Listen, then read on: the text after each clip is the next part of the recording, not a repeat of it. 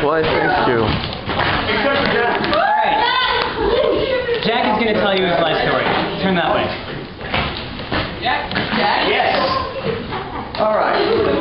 Well, let's start with my father and his family. They lived in South Dakota, home to buffaloes, Native Americans, and depressed, drunk white people.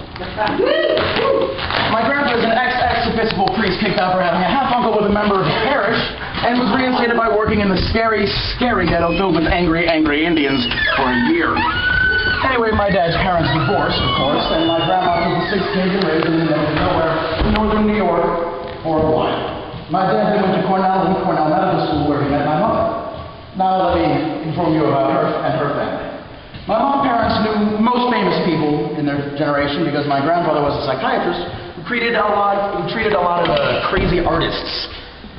And he occasionally played oboe for the New York Philharmonic, which allowed him to join the Century Club, which is a club that only artists can join, where he met even more artists, musicians, and writers. Anyway, my mom went to Cornell Medical School, where she met my father. They began dating, and by dating I mean clubbing in New York in the 80s, with my mom's short-cropped bleach-tips hair and white leather jacket when they rode my dad's motorcycle to CBGB's. They got married, moved to Harlem, had me, and then moved to Columbia, Maryland, the most cliché suburb ever. My mom became a child psychiatrist at Johns Hopkins while my dad became a tropical disease specialist at University of Maryland, working on curing and creating a vaccine for malaria. He traveled to Africa for about 6 months out of the year, and he still goes fairly often for work. When I was 10 or 11, my parents got divorced, and a few years later, my mom got remarried to her coworker. He was born and raised in Indiana and was an Indiana boy, and is currently a leader in the field of OCD research and treatment, and works with my mom at Johns Hopkins. A few years after that, and here's where it really gets interesting, my dad got remarried to an ex-guerrilla rebel from Burma. He met her while working in Africa. Their first date was bungee jumping over Victoria Falls. She works at Johns Hopkins as a tropical disease specialist focusing on malaria as well, but what's interesting is her escape from Burma.